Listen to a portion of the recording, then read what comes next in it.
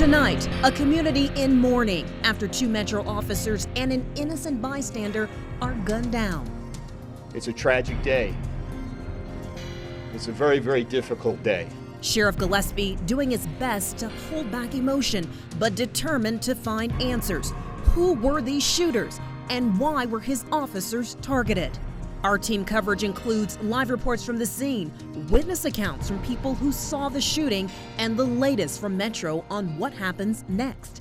News 3 live at 11 starts right now. Life in this Las Vegas neighborhood is forever changed. What started as an everyday lunch break ended with 2 men dead. 41-year-old officer Alan Beck was eating with 31-year-old officer Igor Soldo when police say a man and woman shot them both.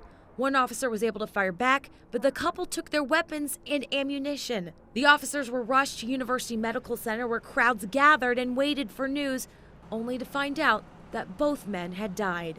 Officers with large weapons and full-body uniforms arrived at Cece's Pizza, but soon had to respond to another incident. Police say the man and woman went inside a nearby Walmart yelling about a revolution. One witness heard the shooter say the cops were suppressing their freedom. They told people to get out and made comments that they wanted a firefight with police. And that's what they got. Police report they shot and killed one person inside before their suicide pact. The woman shot the man she was with and then turned the gun on herself. In total, 5 people died on what has become a bloody Sunday. Live from Las Vegas, this is News 3.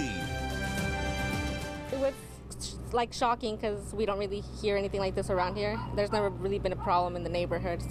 Deadly home invasion rattling nerves in one local community. Police say a homeowner was protecting his family when he shot 2 people who broke into his house. One of the intruders was killed by the gunfire. Thankfully, the family of 5, including 2 children, were not hurt. Everyone, thanks for joining us. I'm Jessica Moore. And I'm Marie Mortera in for Jim Snyder. That is not the case for 2 home invaders who were surprised with gunfire. The home invasion is our top story here at 5. News 3's Antonio Castellan on the scene for us near Pecos and Gowan. Antonio, tell us, how's the family doing tonight? Marie, they're shaken, but they're doing all right. None of the 5 people inside that home were hurt. Police, they are still out here investigating this shooting. They've been out here for the past 7 hours. Neighbors of the homeowners say the couple's 22-year-old son got the gun to protect his family. Now a robbery suspect ended up dying at a hospital. Right after 9 this morning, a family woke up to intruders forcing their way into their home. Metro Police say 2 robbers stunned 3 adults and 2 children. One of the homeowners managed to give police a call. That resident explained that 2 people had just broken into their home and that there was an exchange of gunfire and the suspects had fled. Detectives say one homeowner fired a man and a woman inside the home. The 2 suspects left the home in a gold 4-door Buick, and police say they arrived at North Vista Hospital where the man died. The female suspect ended up in critical condition with gun wounds. Investigators aren't sure if this was a random act or if the victims knew the suspect. 2 of those suspects, being the black male and a black female, forcibly gained entry into the home and then were confronted by the residents. In the meantime, police are ruling the homeowners defended themselves. It's no relief for people living near the home on King Palm Avenue. It's just surprising.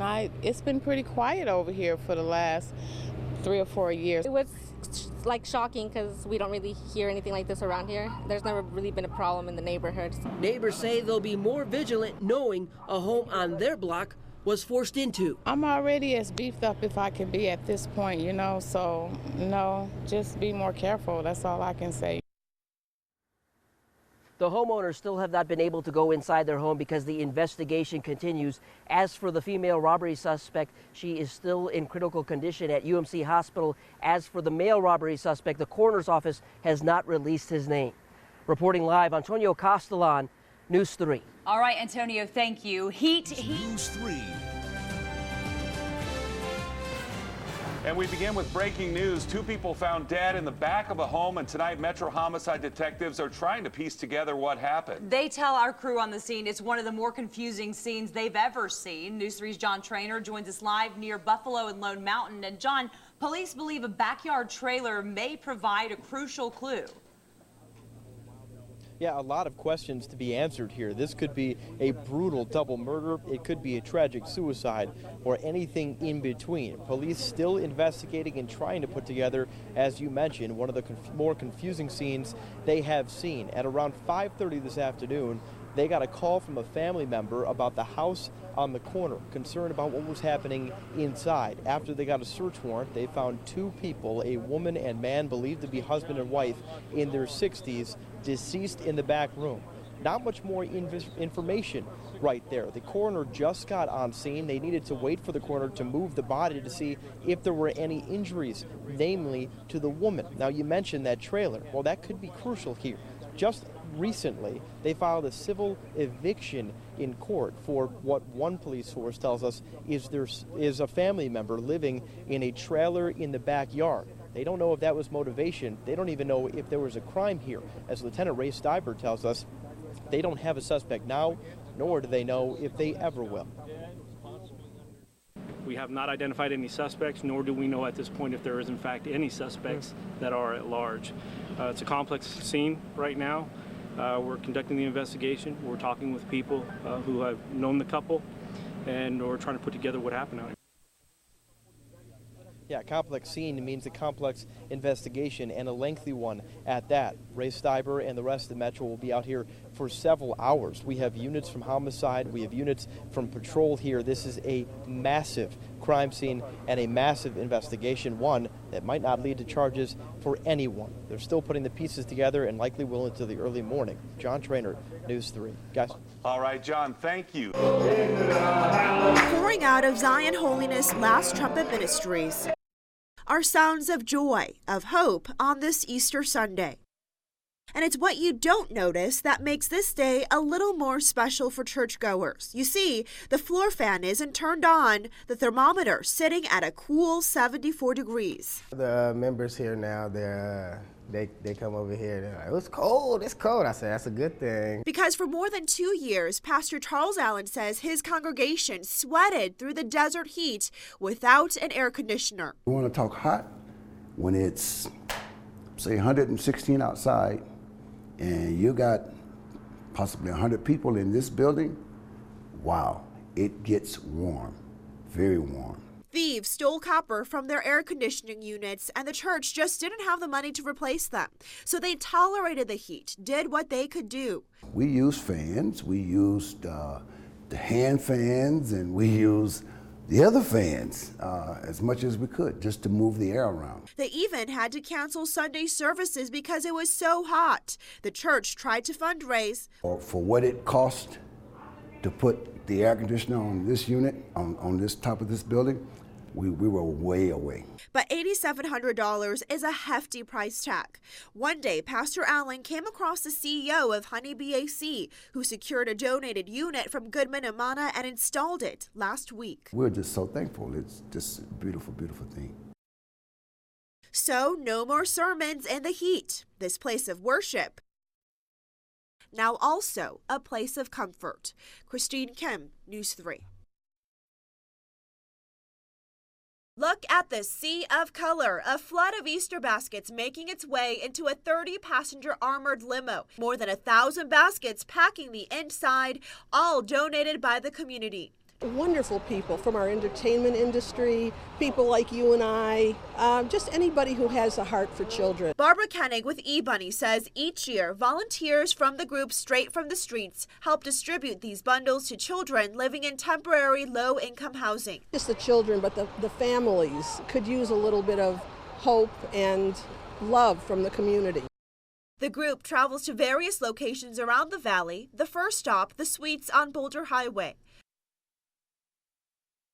And, of course, you can't have Easter without the Easter Bunny. Hey, let's get a line going right here. Lindsay Amos has 4 children. The joy she sees on their faces, I get to see the Easter Bunny, lets her forget, just for a moment, her financial troubles. It was hard. I was worrying about, if they were going to have a roof over their head tomorrow, or if, I'm going to able to get anything for them for Easter, because they seen all the other kids talking about Easter. That's the payoff for these volunteers, letting these families know the community cares by sending these children home with their hands full and a smile on their faces. Christine Kim, News 3.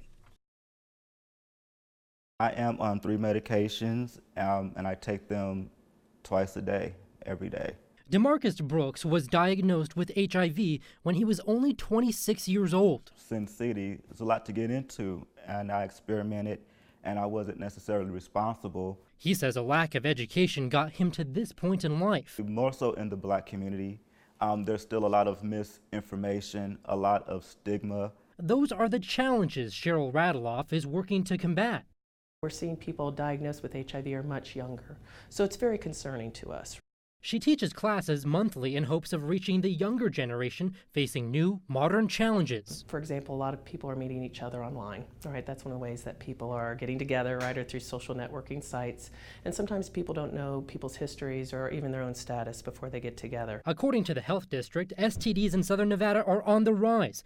Latent syphilis up 43%, primary and secondary syphilis up roughly 50%, and HIV, chlamydia, and gonorrhea all increasing by double digits. Those new cases a reminder for DeMarcus, who knows there is much more work to be done in his mission to educate. I personally feel like if I could at least stop one person from having to walk in my shoes, I feel I've done my job.